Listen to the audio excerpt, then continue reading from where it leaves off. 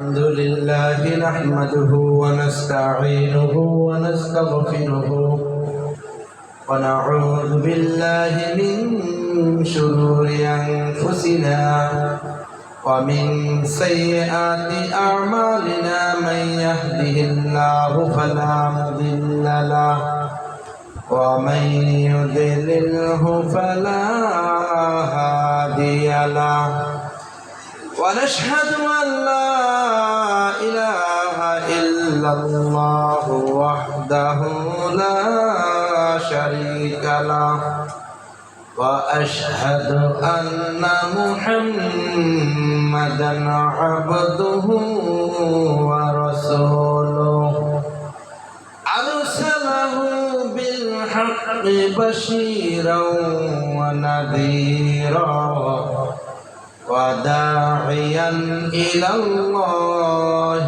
بإذنه وسراجا منيرا فقد قال الله تعالى في كلامه المجيد والفرقان الحميد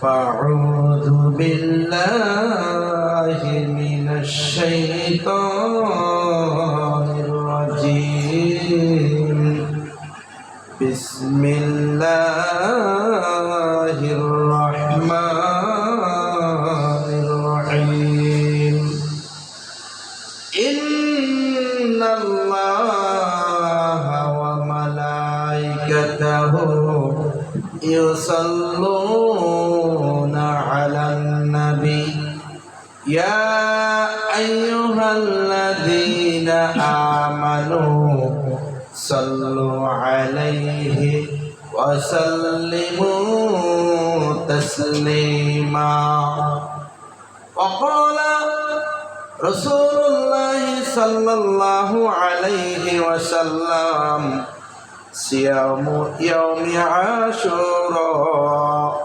إني أحتسب على الله أن يكفر سنة التي قبله رواه ابن ماجه رسول عربي صلى الله عليه وسلم ফরমান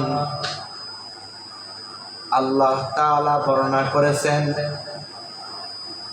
রাসূলের পক্ষ হতে এই বাণী ঘোষণা হয়ে গেছে বিশ্ব মানবের জন্য যেন তোমরা মুহররম মাসের আশুরার দিন অর্থাৎ 10ই মুহররম তোমরা একটা রোজা রাখবা।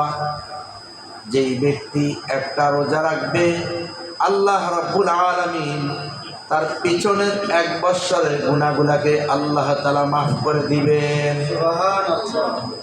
রাসূল আরবি সাল্লাল্লাহু আলাইহি ওয়াসাল্লাম আরো বর্ণনা করেছেন যদি একটা রোজা পালন করা হয় তাহলে ইহুদিদের সাথে তাহা সম্পৃক্ত হয়ে যায়।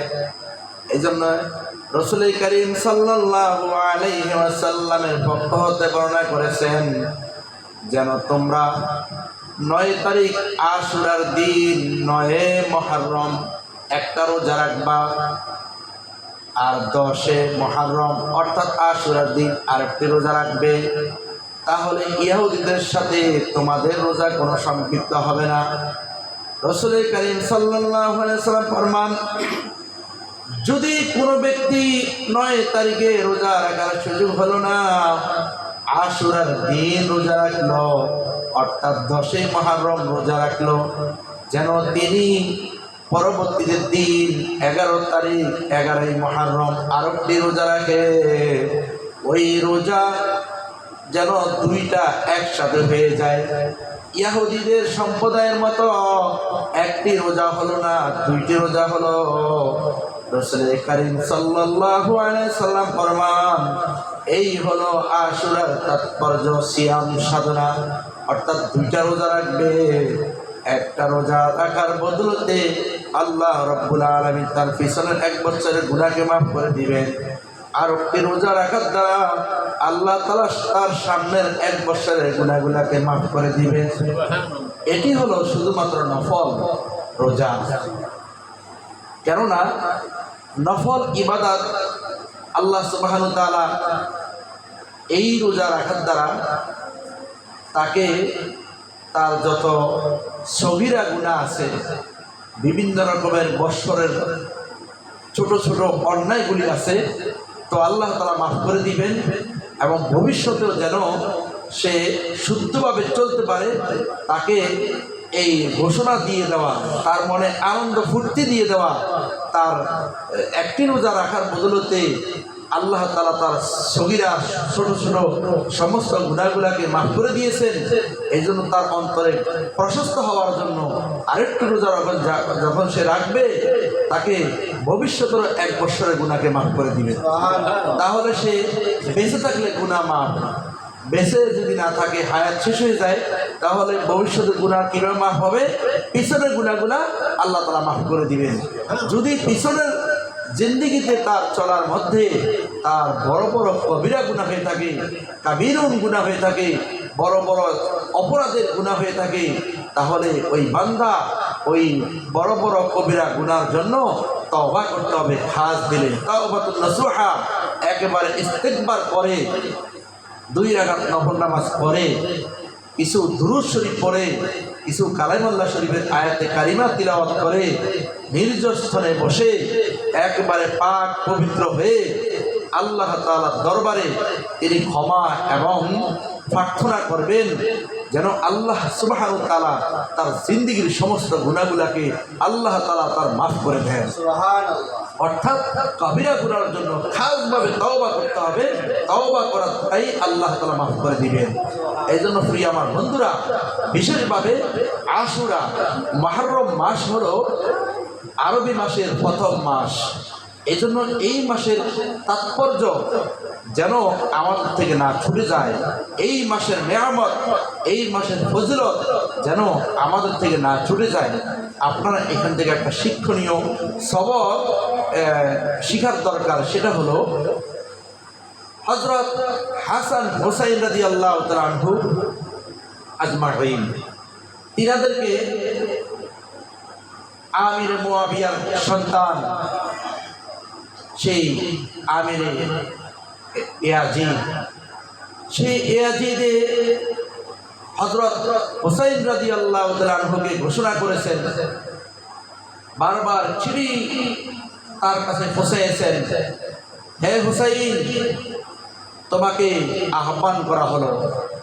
মাশওয়ারা সাপেক্ষে হয়তো জিম্মাদারি দেওয়া হবে যেন হুসাইন রাদিয়াল্লাহু তাআলা আনহু ফাতিমা রাদিয়াল্লাহু তাআলা আনহার সন্তান, হযরত আলী রাদিয়াল্লাহু তাআলা আনহুর সন্তান, বিশ্ব মানব, বিশ্ব নবী, শ্রেষ্ঠ নবী, মহামানব হযরত মুহাম্মদ সাল্লাল্লাহু আলাইহি সাল্লামের নাতি হইতে পারে, তাকে আমিরে মুয়াবিয়ার সন্তান ইয়াজিদ থেকে তিনি অত্যন্ত গুণে গুণান্বিত আমলদার, হয়তো অনেক মোতাবর বড়, তাকে হয়তো এই খেলাফতের জিম্মাদারি তাকে দিতে পারে। এই জন্য মা সরাসরি তাকে চিঠি পাঠানো হলো। বারবার যখন ইমাম হাসান হুসাইন রাদিয়াল্লাহু তাআলা আনহুর কাছে চিঠি পাঠান, আর হুসাইন রাদিয়াল্লাহু তাআলা আনহু স্বেচ্ছায় তিনার দাওয়াত, তিনার চিঠিকে কবুল করে গ্রহণ করে, তিনার আওলাদ পর্যন্ত শিশু বাচ্চাদেরকে নিয়ে, পরিবারদেরকে নিয়ে সেই ইয়াজিদের ডাকে সাড়া দিয়ে তিনি চলে আসেন। এখন এখানে কিতাবের মধ্যে বর্ণনা করেছেন যে হুসাইন রাদিয়াল্লাহু তাআলা আনহু ইখতিলাফ মতানৈক্য বিদ্রুপ করেছেন যে তিনি যুদ্ধ করার জন্য আসছেন। আমার প্রিয় বন্ধুরা, যদি হুসাইন রাদিয়াল্লাহু তাআলা আনহু আমির মুয়াবিয়ার সন্তান আমির ইয়াজিদ, তার সাথে যদি যুদ্ধ করার জন্য তিনি প্রস্তুত হয়ে আসতেন, তাহলে নাবালেগ শিশু আর পরিবারদেরকে নিয়ে কেন তিনি মহলদেরকে নিয়ে এখানে আসছেন? যুদ্ধ করার জন্য তো প্রস্তুতি হলো যুদ্ধর সেই সেনাবাহিনীদেরকে নিয়ে আসা, যুদ্ধ করার জন্য অস্ত্র নিয়ে আসা, যুদ্ধ করার জন্য তলোয়ার নিয়ে আসা, যুদ্ধ করার জন্য যুদ্ধর পোশাক নিয়ে আসা। কিন্তু হুসাইন রাদিয়াল্লাহু তাআলা আনহু তো কোনো যুদ্ধর কোনো প্রস্তুতি নাই, কোনো তলোয়ার নাই, কোনো ঢাল নাই, কোনো অস্ত্র নাই, কোনো যুদ্ধের পোশাক। তাহলে এখানে যুদ্ধের বিষয়টা কেন আসলো? তাহলে এখান থেকে মূল প্রেক্ষাপট হলো আশুরার আলোচনা হলো, আশুরার তাৎপর্য হলো মুহররম মাসের পরিপূর্ণ ফজিলত হলো হযরত হুসাইন রাদিয়াল্লাহু তাআলা যুদ্ধের জন্য এখানে আসেননি। এটাই স্পষ্ট, এটাই তাহরিকে ঈমান, এটাই একমাত্র কিতাবের মৌলিক আলোচনা। আমার বন্ধুরা, হুসাইন রাদিয়াল্লাহু তাআলা যখন আসছেন, হইতে পারে মাশওয়ারা করে তাকে হয়তো সিদ্ধান্ত করে আমিরে খেলাফত দেওয়া যেতে পারে, আর নয় ইয়াজিদ হইতে পারে, এটা আলোচনা সাপেক্ষে। কিন্তু সেটা না করে আমিরে মুআবিয়া সন্তান আমিরে ইয়াজিদ আলাইহিস সালাতু ওয়াস সালাম, তিনার সঙ্গী সাথী যে সমস্ত সেনাবাহিনী ছিলেন, বিভিন্ন রকমের অত্যাচারীগুলি ছিলেন, সে সীমা তিনার ডাকে ফুরাত নদীতে হুসাইন রাদিয়াল্লাহু তাআলা আনহুকে ওখানে হত্যা করা হলো। কিন্তু সেই সঙ্গীরা, সেই কাফেলারা মনে করছে ইয়াজিদের সাথে যুদ্ধ করার জন্য আসছে, এই জন্য ভুল বুঝাবুঝি করে হযরত হুসাইন রাদিয়াল্লাহু তাআলা আনহুকে ওখানে হত্যা করা হলো। এটা সম্পূর্ণ অপরাধ, এটা সম্পূর্ণ একটা ঘৃণিত কাজ। ইসলাম তাহা কখনো সমর্থন করেননি।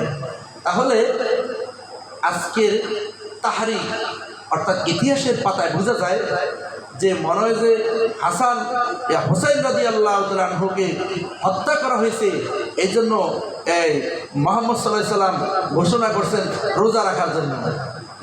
আসলে কি বিষয়টা স্পষ্ট, আমরা এখান থেকে শিখে নেই, এখান থেকে স্পষ্ট হয়ে যাই। কারণ হুসাইন রাদিয়াল্লাহু তাআলা আনহু হলেন মুহাম্মদ সাল্লাল্লাহু আলাইহি সাল্লামের নাতি, আর মুহাম্মদ সাল্লাল্লাহু আলাইহি সাল্লাম হলেন নানা বিশ্বমানব, বিশ্বনবী, শ্রেষ্ঠ নবী, উম্মতের কান্ডারি। তাহলে তিনি তো নাতির পরে মারা যান নাই, নাতির পরে তো ইন্তেকাল হন নাই, নাতির আগে ইন্তেকাল হয়েছে। তাহলে এই হাদিস কোত্থেকে আসলো? তাহলে বোঝা গেছে বিশ্বমানব, মহামানব যে হাদিস বর্ণনা করে গেছেন, আমি যাহা পূর্ব উল্লেখিত প্রকাশ করেছি, বর্ণনা করেছি, আমার বন্ধুরা এখানে তো বর্ণনা করছেন একটি রোজা রাখলে মহামানব বলেছিলেন যে পিছনের 1 বছরের গুনাহ মাফ হবে। তাহলে হাসান হুসাইন ইন্তেকাল করছেন কত পরে? তাহলে এই হাদিস কোত্থেকে আসছে? তাহলে বোঝা গেছে হাসান হুসাইনকে কেন্দ্র করে মুহররম মাসে আশুরার দিনের রোজার সাথে কোনো সম্পৃক্ত নয়। এটা ছিল শুধুমাত্র হুসাইন এটা ছিল মুহাম্মদ সাল্লাল্লাহু আলাইহি সাল্লাম ওই শুকর আদায় করেছিলেন যে ফেরাউন, দুষ্ট ফেরাউন, তার অত্যাচারে মূসা আলাইহিস সালাতু ওয়াস সালাম তার দেশে থাকতে পারেন নাই। মূসা আলাইহিস সালাতু ওয়াস সালাম এই অত্যাচার, ফেরাউনের অত্যাচারিত হয়ে তার কাফেলা নিয়ে যখন সেই মিশরের নদী দিয়ে পার হবেন, তো রব্বে কারীম আল্লাহ সুবহানাহু ওয়া তাআলা ওই সমুদ্রকে এক লাঠির আঘাতে ওই সমুদ্রকে 12টি রাস্তা বানিয়ে দিয়েছেন। সুবহানাল্লাহ, শুধুমাত্র রাস্তা 12টি বানিয়েছেন, আর সেই 12টা রাস্তার মধ্যে দিয়েই হযরত মূসা আলাইহিস সালাম তার কাফেলা নিয়ে পার হয়ে গেছেন। এই জন্যই সেই জমানায় তার কাফেলারা সিজদায় পড়ে আল্লাহর কাছে শুকর আদায় করেছেন। সুবহানাল্লাহ। এরপরে তিনি এই মুহররম মাস ছিলেন, সেই দিনটি ছিল পবিত্র জুমার দিন, এই জন্য তিনি রোজা রেখেছিলেন। সেই ইহুদিরা রোজা রাখতেন, একটা মূসা আলাইহিস সালাম বললেন যে তাহার সঙ্গে আরেকটি মিলে রাখো। এই জন্য মহামানব আমাদেরকে শিক্ষা দিয়েছে যেন আমরা এক রোজার সাথে আরেকটি রোজা মিলে রাখি। তাহলে হাদিস এটা মূসা আলাইহিস সালামের ঘটনার সাথে সম্পৃক্ত, এই জন্য সেখানেই শুকরের জন্য রোজা রাখা। হাসান হুসাইন রাদিয়াল্লাহু তাআলা আনহু হত্যার কারণে এখানে রোজা রাখার কোনো সম্পৃক্ত নয়।